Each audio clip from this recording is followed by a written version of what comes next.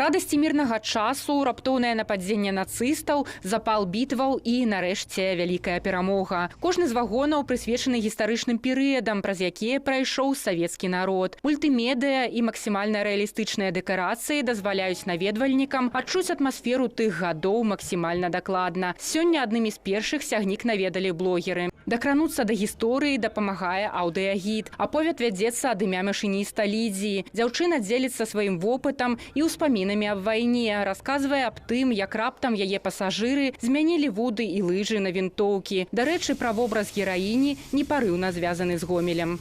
Разам з Лідзіяй наведвальнікі праходзяць шлях ад Гомеля да Масквы, ад Сталінграда да Берліна. Светлавыя і гукавыя эфекты ўзнаўляюць паветраныя баі, танкавыя атакі і салдацкі побыт. Сама экспазіцыя па сутнасці – канцэнтрат памяці аб тых, хто сваёй мужнасцю і стойкасцю падарыў нам мірнае неба над галавой. Першапачаткова праект рэалізаваны беларускай чыгункай сумесна з расійскімі калегамі ў 2021 годзе. За гэты час экспазіцыю наведалі больш за 100 000 чалавек у 23 гарадах Беларусі. Дакрануцца да гісторыі і даведацца пра гераізм, праяўлены савецкім народам, удалося і маладому пакаленню гамяльчан.